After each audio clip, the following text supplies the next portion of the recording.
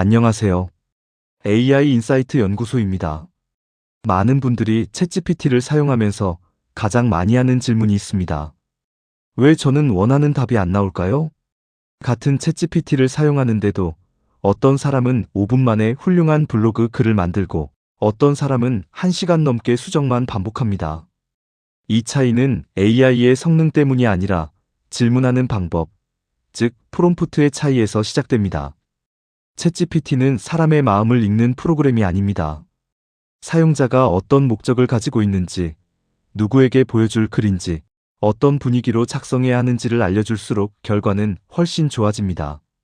예를 들어 단순히 다이어트 글 써줘 라고 입력하면 일반적인 정보가 나옵니다. 하지만 50대 여성을 대상으로 쉽게 이해할 수 있는 다이어트 블로그 글을 2000자 정도 작성하고 실제 생활에서 바로 실천할 수 있는 방법을 중심으로 써줘 라고 입력하면 훨씬 구체적이고 읽기 쉬운 결과를 얻을 수 있습니다. AI를 잘 활용하는 사람들은 질문을 길게 하는 사람이 아니라 필요한 정보를 정확하게 전달하는 사람입니다. 블로그를 운영할 때도 마찬가지입니다. 먼저 글의 목적을 정해야 합니다. 검색 유입을 늘리기 위한 글인지, 제품을 소개하는 글인지, 정보를 전달하는 글인지에 따라 챗GPT의 답변도 달라집니다. 검색 유입을 노린다면 제목부터 검색어를 포함해야 합니다. 예를 들어 챗GPT 사용법보다 챗GPT 초보자 사용법처럼 조금 더 구체적인 표현이 검색에 도움이 될 수 있습니다. 본문 역시 처음부터 끝까지 같은 흐름을 유지해야 합니다. 도입에서는 독자의 궁금증을 자극하고 본문에서는 해결 방법을 제시하며 마지막에는 핵심 내용을 다시 정리해주는 구조가 읽기 편합니다. 챗GPT에게도 이러한 구조를 미리 알려주면 훨씬 완성도 높은 글을 받을 수 있습니다. 예를 들어 도입, 본문, 결론 형식으로 작성해줘 라는 한 문장만 추가해도 결과는 크게 달라집니다. 또 하나 중요한 것은 문체입니다. 딱딱한 뉴스 형식을 원하는지, 블로그처럼 친근한 말투를 원하는지, 전문가처럼 신뢰감 있는 문체를 원하는지를 미리 알려주면 AI는 그에 맞게 글을 작성합니다. 많은 사람들이 이 과정을 생략하고 결과가 마음에 들지 않는다고 생각하지만 사실은 AI가 잘못한 것이 아니라 지시가 부족했던 경우가 많습니다. 챗GPT는 한 번에 완벽한 글을 만드는 도구가 아니라 함께 수정하며 완성도를 높여가는 도구입니다. 첫 번째 결과가 마음에 들지 않는다면 다시 요청하면 됩니다. 조금 더 쉽게 설명해줘. 예시를 추가해줘. 전문적인 표현을 줄여줘. SEO에 맞게 수정해줘. 이런 식으로 계속 대화를 이어가면 글의 품질은 점점 높아집니다.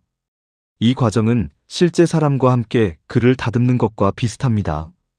AI를 사용하는 가장 큰 장점은 바로 수정이 빠르다는 점입니다.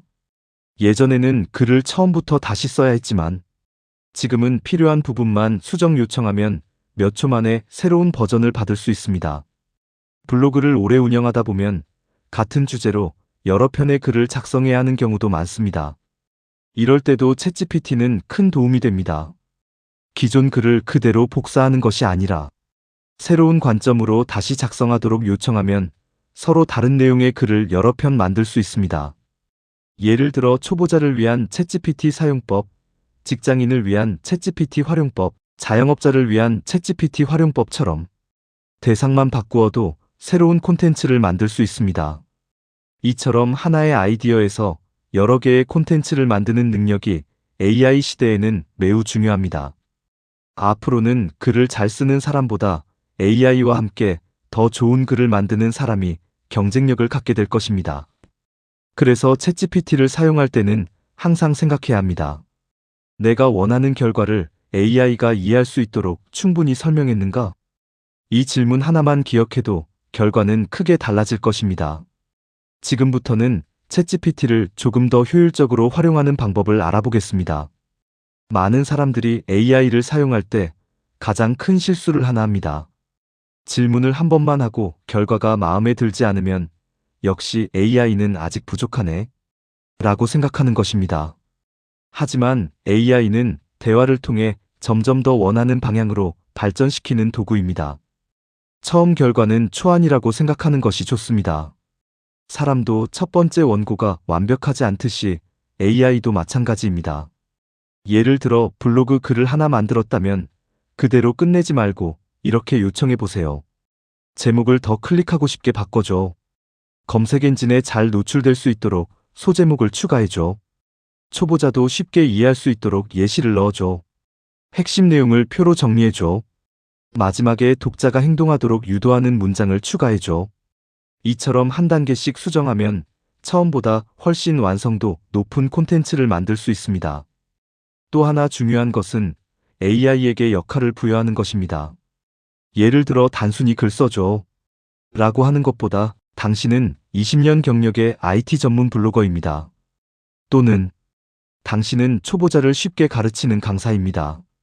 처럼 역할을 지정하면 답변의 분위기와 수준이 달라집니다. 이 방법은 블로그뿐 아니라 유튜브 대본, 전자책, 강의 자료, SNS 글을 만들 때도 매우 효과적입니다. 그리고 AI가 만들어준 글은 반드시 한번 읽어보는 습관을 들이세요. AI는 매우 뛰어나지만 간혹 오래된 정보나 부정확한 내용을 포함할 수도 있습니다. 특히 날짜, 가격, 정책, 법률, 금융, 의료 정보는 최신 자료와 비교하여 확인하는 것이 좋습니다. 이러한 검토 과정을 거치면 AI는 단순한 글쓰기 도구가 아니라 믿을 수 있는 작업 파트너가 됩니다. AI 시대에는 모든 것을 직접 만드는 사람보다 AI와 협업하는 사람이 더 빠르게 성장합니다. 글 하나를 쓰는데 2시간이 걸리던 사람이 AI를 활용하면 30분 안에 초안을 만들고 남은 시간은 내용을 다듬는 데 사용할 수 있습니다. 이렇게 절약한 시간은 새로운 콘텐츠를 만들거나 공부하는 데 활용할 수 있습니다. 결국 AI의 가장 큰 장점은 시간을 벌어주는 것입니다. 시간은 누구에게나 똑같이 주어지지만 AI를 활용하는 사람은 같은 시간에 더 많은 결과물을 만들 수 있습니다. 블로그를 운영하는 사람이라면 한 달에 10편 쓰던 글을 20편, 30편까지 늘릴 수도 있습니다. 유튜브를 운영하는 사람이라면 영상 대본 작성 시간을 크게 줄일 수 있습니다. 회사에서는 보고서와 기획서 작성 시간을 줄일 수 있고 학생은 공부와 발표 자료 준비를 더 효율적으로 할 수 있습니다.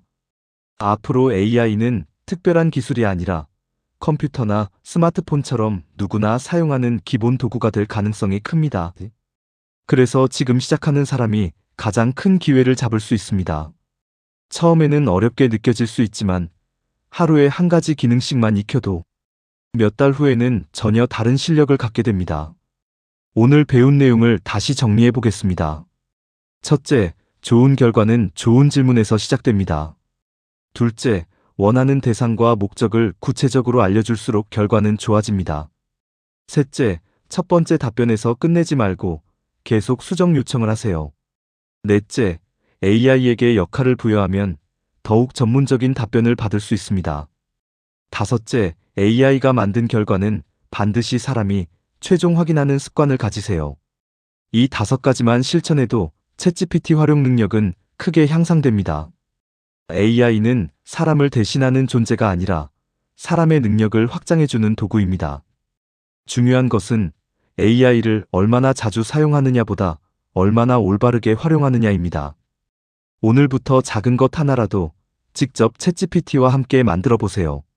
질문을 바꾸고 결과를 수정하고 다시 개선하는 과정을 반복하다 보면 어느새 AI를 자유롭게 활용하는 자신을 발견하게 될 것입니다. AI 시대의 경쟁력은 새로운 기술을 두려워하지 않고 먼저 활용하는 사람에게 있습니다. 여러분도 오늘부터 챗GPT와 함께 더 쉽고, 더 빠르고, 더 스마트한 콘텐츠를 만들어 보시기 바랍니다. 감사합니다.